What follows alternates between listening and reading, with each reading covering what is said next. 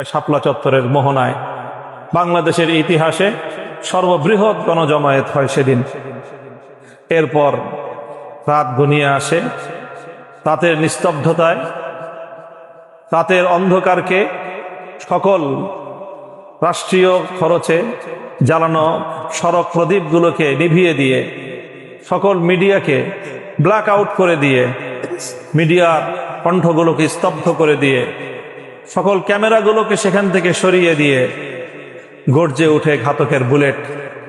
১.৫ লক্ষাধিক বুলেটের গর্জনে সেদিন ঢাকার শহর প্রকম্পিত হয়। রক্তে লাল হয়ে যায় শাপলা চত্বর। প্রেস ক্লাব থেকে পল্টন, দৈনিক বাংলা, গুলিস্তান থেকে 0 পয়েন্ট হয়ে এই বিজয়নগর পর্যন্ত রাস্তায় রাস্তায় থরে থরে পড়ে থাকে লাশ। বৃষ্টির পানি সহ পিচ ঢালা ঢাকার রাজপথ যেন রক্তে ভেসে যায়। ঢাকা মেডিকেল কলেজের মর্গ সহ আশেপাশের বিভিন্ন হাসপাতালে জমতে থাকে লাশের সারি। এই ছিল শাপলা চত্বরের ইতিহাস। ২০১৩ সালের ৫ই মের এক বর্বর ট্রাজিক ইতিহাস। জালিমশাহী, ফ্যাসিবাদী, ইসলাম বিরোধী, দেশ বিরোধী, বিদেশি শক্তির তল্পিবাহক একটি অপশক্তির বিরুদ্ধে নিরন্ন নিরস্ত্র অসহায় মানুষের সত্য প্রতিষ্ঠার অদম্য এই কাফেলার শাহাদাতের রক্ত সেদিন অনেকেই মনে করেছিল বৃথা যাবে। আজ ১৩ বছর পরে এসে বাংলাদেশ কথা বলছে, শহীদের রক্ত কোনোদিন বৃথা যায় না।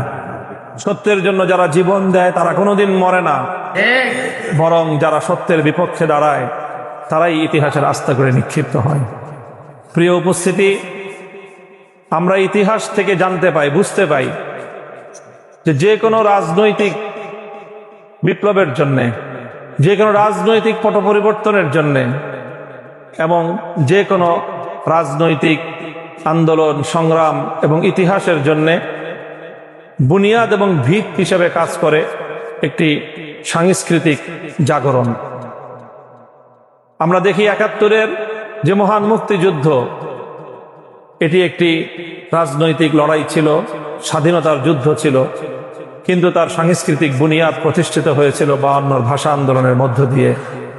এর আগে আমরা দেখেছি ১৯৪৭ সালের যে দেশ বিভাগ হয়েছিল, সেই ৪৭-এর ব্রিটিশ বিরোধী আন্দোলনের থেকে স্বাধীনতা এবং স্বাধীন মুসলিম জাতিসত্তা গঠনের যে অভিপ্রায়ের যে রাজনৈতিক আকাঙ্ক্ষা বাস্তবায়িত হয়েছিল স্বাধীন মুসলিম রাষ্ট্র প্রতিষ্ঠার মধ্য দিয়ে, কিন্তু তার ভিত প্রতিষ্ঠিত হয়েছিল আরো বহু আগে। ১৮৩১ সালের বালাকোটের রণাঙ্গনে, ১৮৫৭ সালের সিপাহী বিদ্রোহে সামেলির রণাঙ্গনে, ১৯০৫ সালের বঙ্গভঙ্গের মধ্য দিয়ে। সেই সাংস্কৃতিক জাগরণ, সেটাই যখন মানুষের হৃদয়কে ছুঁয়ে যায় এবং মানুষকে প্রজন্ম থেকে প্রজন্মান্তরে যখন মানুষকে একটি স্রোতে প্রবাহিত করে, সেই সাংস্কৃতিক স্রোতই একসময় রাজনৈতিক রূপ পরিগ্রহ করে এবং কখনো সেটি বিপ্লবে পরিণত হয়, স্বাধীন জাতিসত্তার রূপে সেটি ভাস্বর হয়ে ওঠে। আমরা মনে করি আগামীর বাংলাদেশের যে রাজনীতি, সেই রাজনীতির সাংস্কৃতিক বুনিয়াদ প্রতিষ্ঠিত হয়েছে ২০১৩ সালের শাপলা চত্বরে। কাজেই শাপলা চত্বরের এই গুরুত্ব, শাপলার ইতিহাসের এই গুরুত্ব, শাপলার বীর শহীদানদের এই শ্রেষ্ঠত্বকে আমাদের জাতির সামনে সাংস্কৃতিকভাবে তুলে ধরা বর্তমান প্রজন্মের অন্যতম গুরু দায়িত্ব এবং কর্তব্য। শাপলা চত্বর শুধুমাত্র একটি শাহাদাতের ঘটনা নয়, শাপলা চত্বর শুধুমাত্র একটি ফ্যাসিবাদ বিরোধী আন্দোলন নয়, শাপলা চত্বর শুধুমাত্র কিছু মানুষের আত্মদান নয়, বরং শাপলা চত্বর হলো আগামীর বাংলাদেশ বিনির্মাণের গতিপথ নির্ধারণকারী একটি ঐতিহাসিক ঘটনা। কাজেই শাপলার এই তাৎপর্যকে অনুধাবন করতে হবে, ধারণ করতে হবে এবং আজকের তরুণ প্রজন্মের হৃদয়ে হৃদয়ে তার প্রজ্জ্বল মশাল জ্বালিয়ে দিতে হবে। আগামী প্রজন্মের কাছে শাপলা চত্বরের বার্তা পৌঁছে দিতে হবে। এখন বর্তমান যাদের বয়স, যারা টিনেজ পার হয়ে তারুণ্যে যৌবনে তারা পদার্পণ করেছে, তারা কিন্তু শাপলা চত্বরের ঘটনা প্রত্যক্ষদর্শী না। তখন তাদের বয়স ছিল কারো 10 বছর, কারো 12 বছর।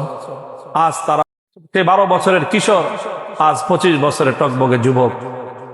কাজেই এই যুবকরা তারা যদি শাপলার চেতনাকে ধারণ করতে পারে, ইনশাল্লাহ পথ হারাবে না বাংলাদেশ। আমরা দ্ব্যর্থহীন ভাষায় বলতে চাই, সেদিন 6 মে শাপলা চত্বরের ইতিহাসকে ভিন্ন খাতে প্রবাহিত করবার ষড়যন্ত্র পরিচালিত হয়েছিল। আজ বাংলাদেশের আন্তর্জাতিক অপরাধ দমন কমিশন তারা সাক্ষ্য প্রমাণের ভিত্তিতে বলছে অন্তত ঢাকায় 32 জন মানুষকে হত্যা করার সুস্পষ্ট এবং প্রামাণ্য দলিল তারা তাদের হাতে পেয়েছে।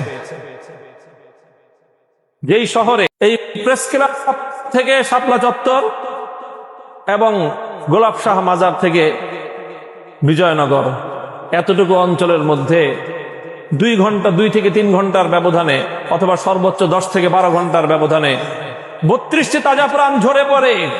সেই শহরের সাংবাদিকরা পরদিন মায়াকান, পরদিন জাতীয় গণমাধ্যমে মায়াকান্না কাটে গাছ কাটা নিয়ে। হেফাজতের তাণ্ডব বলে তারা সেদিন গাছ কাটার এবং কিছু গাছ ভেঙে পড়ার, কেটে ফেলার এই দৃশ্য নিয়ে তারা সেদিন মায়াকান্না করেছিল। কি নির্লজ্জ সাংবাদিকতা, কি ভয়াবহ ইতিহাসকে ভিন্ন খাতে প্রবাহিত করবার এক জঘন্য মিথ্যাচার। আমরা অবশ্যই গাছকে ভালোবাসি, প্রকৃতিকে ভালোবাসি, পরিবেশের প্রতি আমাদের দায়বদ্ধতা রয়েছে, কিন্তু আমরা কোনোদিন মনে করি না যে একটি মানুষের প্রাণের চেয়ে একটি গাছের মূল্য বেশি হতে পারে।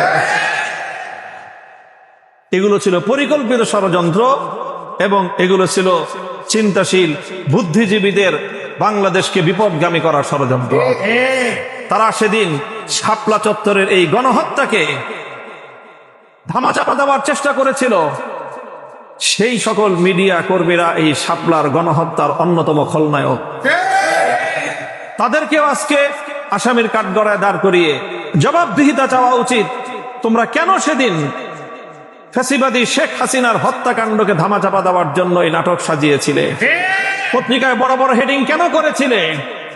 আজ যারা গণমাধ্যমে কার্যক্রম পরিচালনা করছেন, আজ 2026 সালের 5ই মে সারা বাংলাদেশে অনেক আয়োজন হচ্ছে। শাপলার শহীদানদেরকে নিয়ে বিভিন্ন সংগঠন নানা আয়োজন করছে, চিত্র প্রদর্শনী করছে, ডকুমেন্টারি প্রামাণ্য চিত্র প্রদর্শিত হচ্ছে, শর্ট ফিল্ম প্রদর্শিত হচ্ছে এবং আলোচনা সভা হচ্ছে, অনেক কিছুই হচ্ছে। আমি গণমাধ্যমকে অনুরোধ করব, আপনারা 2013 সালের 6ই মে জাতীয় পত্রিকাগুলোর প্রধান শিরোনামগুলোকে আজকে আপনারা আপনাদের গণমাধ্যমে প্রদর্শন করুন। এর দ্বারা প্রমাণ হবে শাপলা চত্বরের গণহত্যার সাথে এবং সেই গণহত্যাকে লেজিটিমেসি দিয়েছিল কারা। আমি মনে করি অপরাধ করা, অন্যায় করা যতটা অপরাধ, কোন একটি অপরাধকে বৈধতা দেওয়া তার চেয়ে 1000 গুণ বড় জঘন্য অপরাধ। কারা সেদিন সেই হত্যাকাণ্ডকে বৈধতা দিয়েছিল?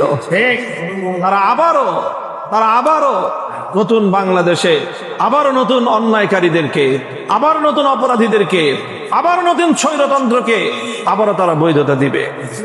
যদি এই অপশক্তিকে সাংস্কৃতিক ভাবে যদি আমরা মোকাবেলা করতে না পারি, তাহলে আমাদের প্রতিটি রাজনৈতিক আন্দোলন এবং সংগ্রাম ব্যর্থতায় পর্যবসিত হবে।